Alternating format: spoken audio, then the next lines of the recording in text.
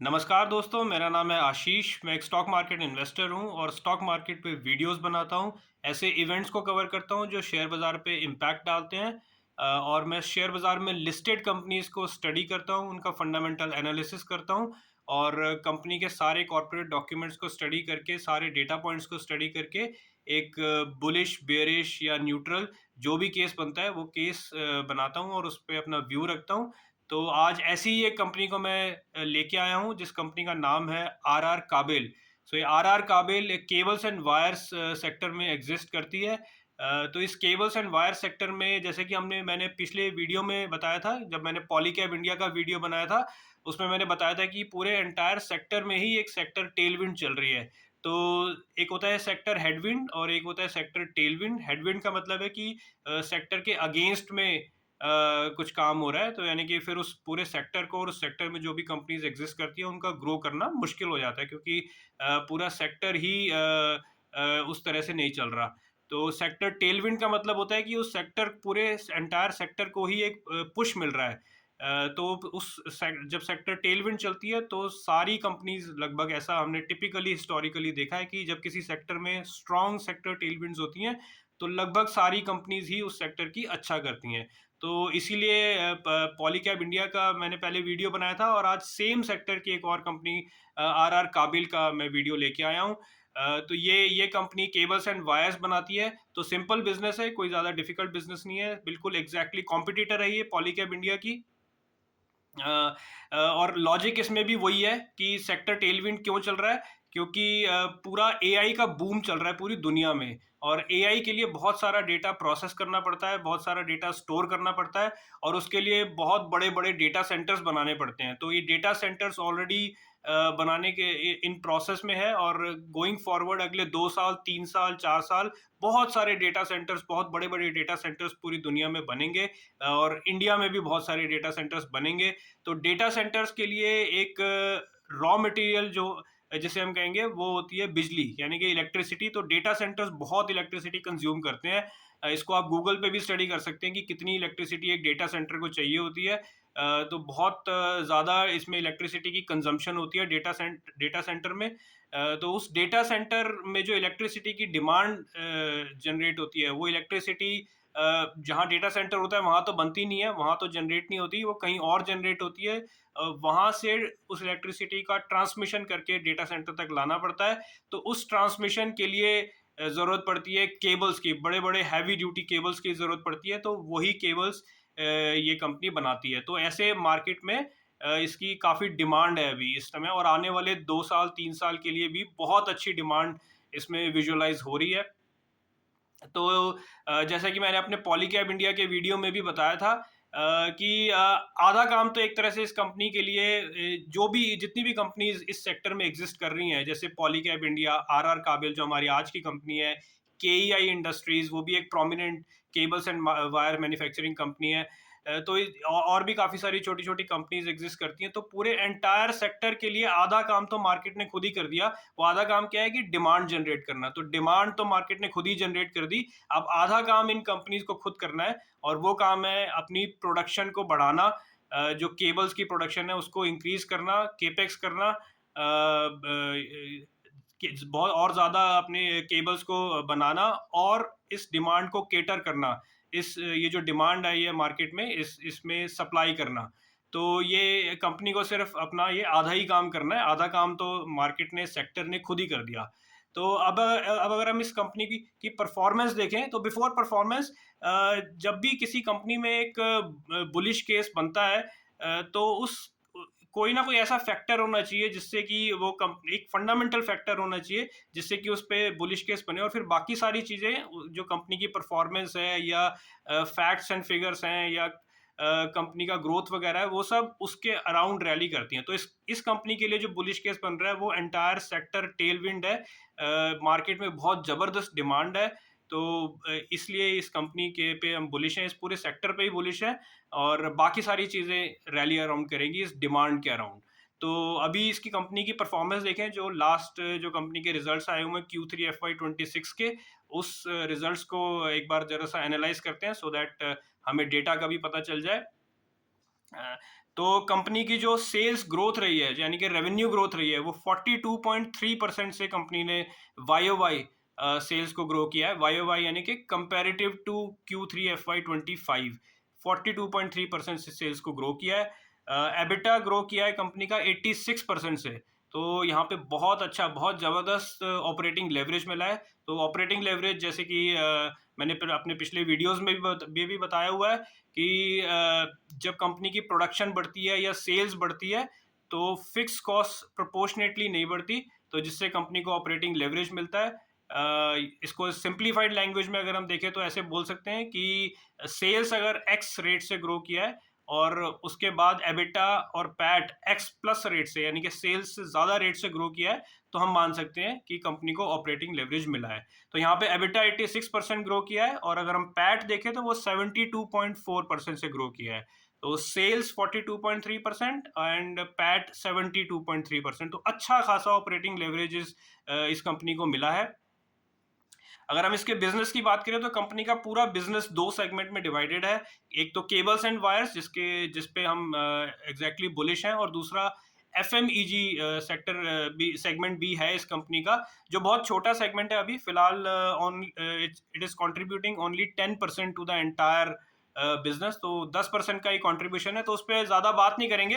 लेकिन ये भी एक सेगमेंट है, इसमें भी कंपनी एक्सपैंड करने को देख रही है। बट जब ये कभी सिग्निफिकेंट कंट्रीब्यूट करने लगेगा तब इसकी भी बात करेंगे। लेकिन फिलहाल I think cables and wires की बात करना ज़्यादा सही रहेगा, क्योंकि वो 90% ऑफ द बिजनेस है। अगर इस कंपनी का फर्दर एक और लेवल पे अगर क्लासीफाई करें डोमेस्टिक एंड एक्सपोर्ट, तो इस कंपनी का 74% डोमेस्टिक बिजनेस है और 26% एक्सपोर्ट का बिजनेस है। तो ये अकेली ऐसी कंपनी है RR काबिल इस पूरे सेक्टर में, जो हमने जैसे पॉलीकैब की बात की या KEI इंडस्ट्रीज भी है या और भी कंपनीज हैं, उनका एक्सपोर्ट कंट्रीब्यूशन बहुत ही कम है। तो वो बहुत नेग्लिजिबल सॉर्ट ऑफ कंट्रीब्यूशन है, 5% 10% ऐसे कंट्रीब्यूशन है। लेकिन ये अकेली कंपनी है RR काबिल जिसका सिग्निफिकेंट एक्सपोर्ट कंट्रीब्यूशन है, विच इज 26%। तो अगर इस 26% का भी अगर हम ब्रेक करके देखें तो 40%, यानी कि इस 26% का 40%, यानी कि टोटल का 11% जो है वो यूरोपियन यूनियन में कंपनी एक्सपोर्ट करती है। अच्छा, अब ये यूरोपियन यूनियन की बात मैंने स्पेसिफिकली यहाँ पे क्यों की, वो इसलिए की क्योंकि अगर आपको याद होगा 2-3 महीने पहले एक बहुत इंपॉर्टेंट न्यूज़ आई थी कि जब इंडिया की यूएस के साथ टसल चल रही थी और ट्रंप ने टैरिफ वगैरह लगा दिया था इंडिया पे, तो इंडिया ने एक बैक चैनल्स को यूज़ करके अपने जो ऑलरेडी टॉक्स चल रही थी यूरोपियन यूनियन के साथ, उस टॉक्स को एक्सपेडाइट करके और एक एग्रीमेंट साइन कर लिया था between India and European union. By the way, European union एक बंच ऑफ यूरोपियन कंट्रीज है, जो सारी कंट्रीज मिलके यूरोप की यूरोपियन यूनियन बनाती हैं। इंग्लैंड उसका पार्ट नहीं है, यूके उसका पार्ट नहीं है। कुछ साल पहले एक इलेक्शन सॉर्ट ऑफ हुआ था यूके में, और यूके यूरोपियन यूनियन से अलग हो गया था। पहले था यूरोपियन यूनियन का पार्ट, यूके उसका पार्ट नहीं है, बट बाकी सारी कंट्रीज मिलके एक यूरोपियन यूनियन बनाती हैं। तो इम्पॉर्टेंट ये था कि एक यूरोपियन यूनियन और इंडिया के बीच में एक ट्रेड एग्रीमेंट साइन हुआ था, और उस ट्रेड एग्रीमेंट में ये था कि इन दो entities between India and European union, जो गुड्स एंड सर्विसेज का एक्सपोर्ट इंपोर्ट है, लेन देन है, वो टैरिफ फ्री रहेगा, यानी कि उसमें कोई टैरिफ नहीं लगेगा। तो इस पे एक इम्पॉर्टेंट अपडेट दिया है कंपनी ने, जो इसके लिए इम्पॉर्टेंट है कि बिफोर दिस एग्रीमेंट, जो कि अभी 2-3 महीने पहले ही साइन हुआ है, 3.7% टैरिफ लगता था। जो भी कंपनी यहाँ से एक्सपोर्ट करती थी उस पर 3.7% टैरिफ लगता था। वो टैरिफ अब जीरो हो जाएगा, बिल्कुल जीरो हो जाएगा। तो उसके जीरो होने से इस कंपनी को फायदा होगा, या तो कंपनी अपने प्रोडक्ट्स को सस्ता करेगी, सस्ता वहाँ पे बेच पाएगी, तो कंपनी अपनी सेल्स को इजीली इंक्रीज कर पाएगी वहाँ पे, या फिर कंपनी अपने मार्जिन को इंक्रीज करेगी और प्रॉफिट को इंक्रीज करेगी, प्रॉफिट अपने घर लेके जाएगी। तो ये कंपनी के लिए एक पॉजिटिव न्यूज़ है, जो किसी और कंपनी पे इतनी ज़्यादा अप्लाई नहीं होती। इसी सेक्टर की जो बाकी कंपनीज हैं जैसे पॉलीकैब, KEI, उन पे इतना अप्लाई नहीं होता, क्योंकि उनका इतना कंट्रीब्यूशन ही नहीं है। इस कंपनी, ये अकेली ऐसी कंपनी है जिसका एक्सपोर्ट कंट्रीब्यूशन है और यूरोपियन यूनियन में कंट्रीब्यूशन है। तो इस कंपनी को डेफिनेटली इस ट्रेड डील से फायदा होगा। इसके अलावा अगर हम देखें प्रोडक्ट मिक्स, तो बिटवीन केबल्स एंड वायर्स, तो 70% वायर्स है और 30% केबल है। लेकिन ये प्रोडक्ट मिक्स चेंज होने वाला है, क्योंकि कंपनी भी आगे देख रही है कि केबल्स की डिमांड बहुत ज़्यादा है। तो वो लॉजिक वही है जो मैंने बताया, डेटा सेंटर वाला लॉजिक, उसमें केबल्स की ज़रूरत पड़ती है। वायर्स तो घर में यूज़ होते हैं, लेकिन जो जिसकी वजह से सेक्टर टेलविंड चल रही है वो केबल्स है। तो केबल्स की डिमांड आगे बढ़ने वाली है। तो जो केबल्स का कंट्रीब्यूशन अभी फिलहाल 30% है, वो के कंट्रीब्यूशन डेफिनेटली इंक्रीज होने वाला है। और ये इस बात से भी पता चलता है, इससे साबित होता है, कंपनी ने अपना केपेक्स प्लान अनाउंस किया है। कंपनी ने बोला है कि अगले 3 साल में 1200 करोड़ का केपेक्स करेगी, यानी कि हर साल कंपनी 400 करोड़ का केपेक्स करेगी। और उस केपेक्स का कंपनी ने बोला है कि 80% केपेक्स जो है वो केबल्स का करेगी और 20% ही केवल वायर्स का करेगी। यानी कि जो 400 करोड़ है उसमें से तकरीबन 325 करोड़ का केपेक्स जो है कंपनी केबल का करेगी, और तकरीबन 75 टू 80 करोड़ का केपेक्स जो है वो कंपनी वायर्स का करेगी। तो ऑब्वियसली जब केपेक्स केबल्स का ज़्यादा है तो उसकी केबल्स की सेल बढ़ेगी, केबल्स का कंट्रीब्यूशन बढ़ेगा। तो ये जो 70-30 है वायर्स एंड केबल्स, ये चेंज होने वाला है। ये केबल्स का जो 30% कंट्रीब्यूशन है यहाँ से बढ़ने वाला है, तो which is good for the company.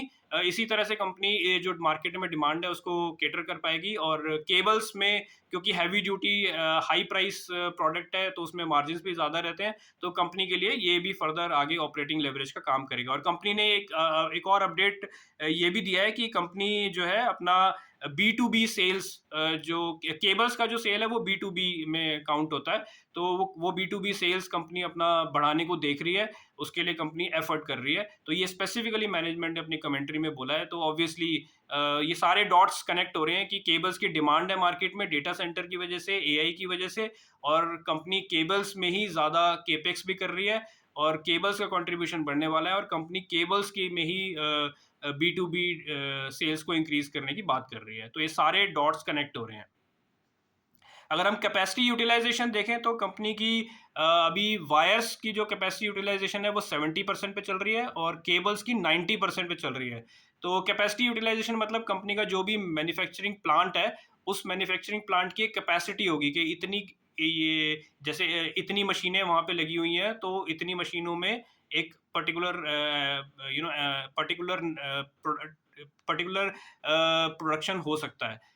तो उतना उतना वो उस कैपेसिटी को हम 100% कैपेसिटी मान सकते हैं। उस कैपेसिटी का कंपनी कितना यूटिलाइजेशन कर रही है, वो कैपेसिटी यूटिलाइजेशन होता है।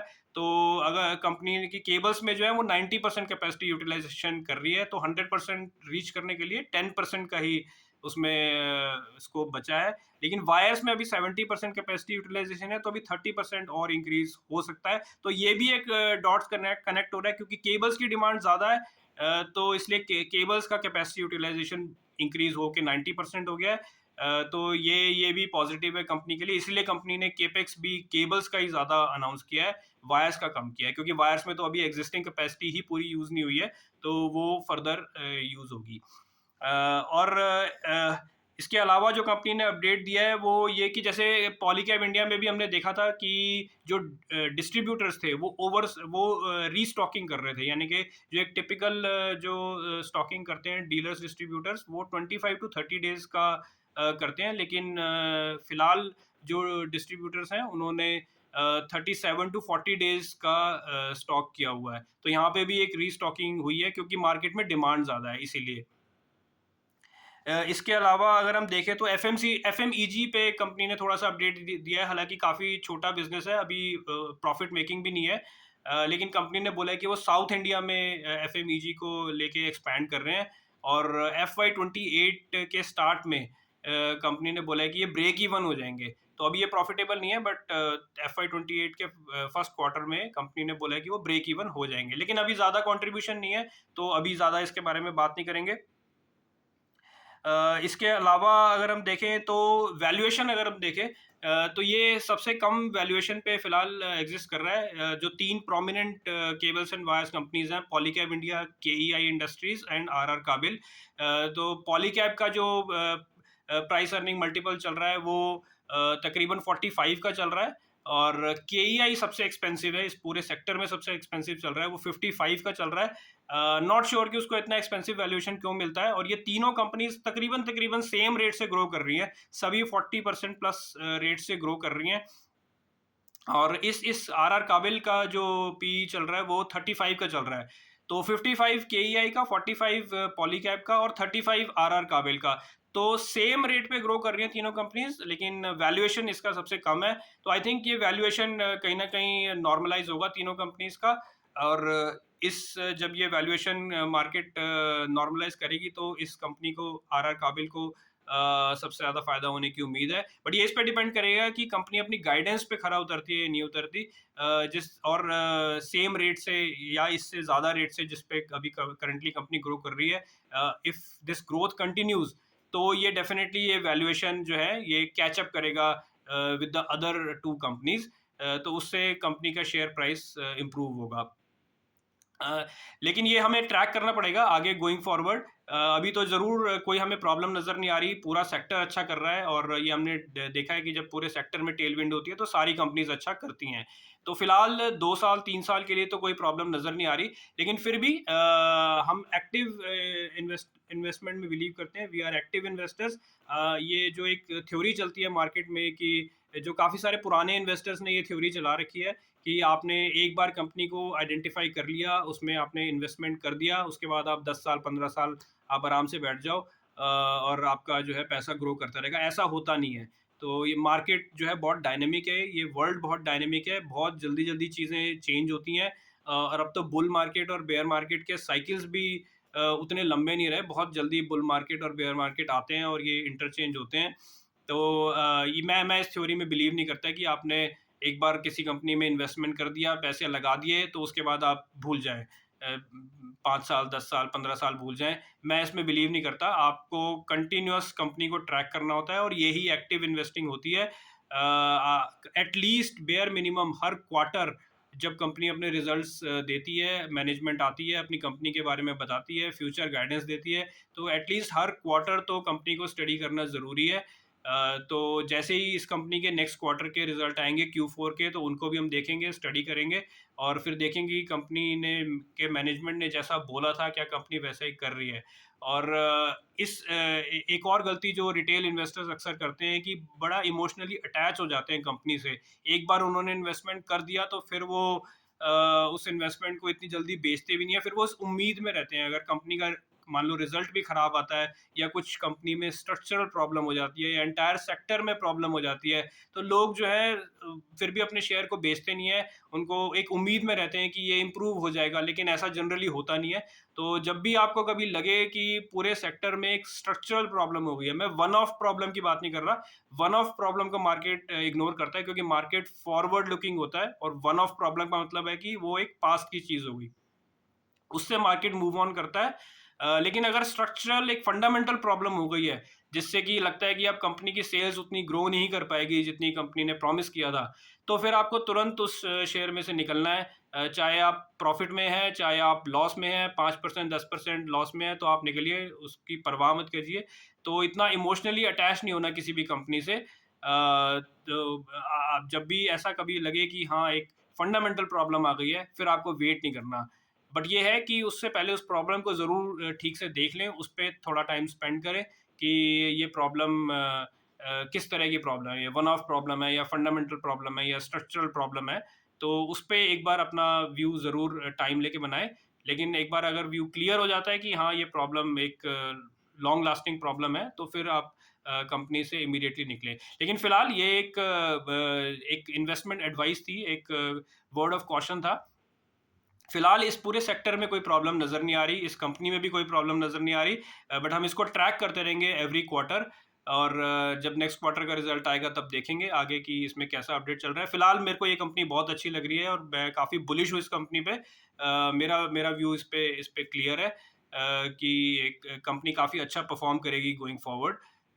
तो फिलहाल इस कंपनी के बारे में और तो कोई फर्दर अपडेट नहीं है। जस्ट एक बार चेक कर लेता हूँ कि मैंने इसमें शायद कुछ मिस नहीं किया।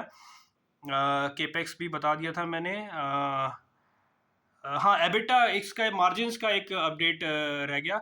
कि कंपनी ने एक मार्जिन्स के बारे में बताया था। करंटली जो इसका एबिट मार्जिन है वो तकरीबन 8% के आसपास चल रहे हैं। इस पे कंपनी ने बोला है कि अ, अ, जब ये FY26 एंड होगा, till the FY26 and, company इस ईबिट मार्जिन को इंक्रीज करके 8.5% तक ले जाएगी, और उसके बाद हर साल 1-1%, 1-1% कंपनी अपने ईबिट मार्जिन को इंक्रीज करेगी टिल 10.5%। तो यानी कि कंपनी ये भी देख रही है कि अगले 2 साल 3 साल तक इस कंपनी अपने मार्जिन को भी इंप्रूव करती रहेगी, ईबिट मार्जिन को। तो 10.5% के बाद आगे फर्दर कंपनी देखेगी या फर्दर गाइडेंस देगी, तब जाके शायद इसके मार्जिन स्टेबलाइज होंगे। बट फिलहाल मार्जिन की जो ट्रेजेक्ट्री है वो इंक्रीज होने की ट्रेजेक्ट्री है। तो ये भी कंपनी के लिए एक पॉजिटिव अपडेट है। तो फिलहाल के लिए इस कंपनी के बारे में इतना ही। अगर आपको लगता है कि मैं अपने वीडियो से आपको कुछ इंपॉर्टेंट इन्फॉर्मेशन दे पा रहा हूँ या आपकी इन्वेस्टमेंट प्रोसेस में हेल्प कर पा रहा हूँ, आपके इन्वेस्टमेंट जर्नी में कुछ वैल्यू एडिशन कर पा रहा हूँ, तो आप मेरे चैनल को शेयर करें, सब्सक्राइब करें, और कमेंट ज़रूर करें कि आप मेरे वीडियोस आपको कैसे लग रहे हैं। क्या उससे आपको फ़ायदा हो रहा है या नहीं हो रहा है, या आप कुछ ऐसा चाहते हैं कि मैं कुछ और इस वीडियो जो मैं वीडियोस बनाता हूँ उसमें कुछ और एडिशन करूँ, या किसी पर्टिकुलर कंपनी के बारे में आप चाहते हैं कि मैं स्टडी करके उसके बारे में वीडियो बनाऊँ, या इसमें कुछ और आप चाहते हैं कि मैं इम्प्रूव करूँ, तो ये मुझे आपके कमेंट से ही पता चलेगा।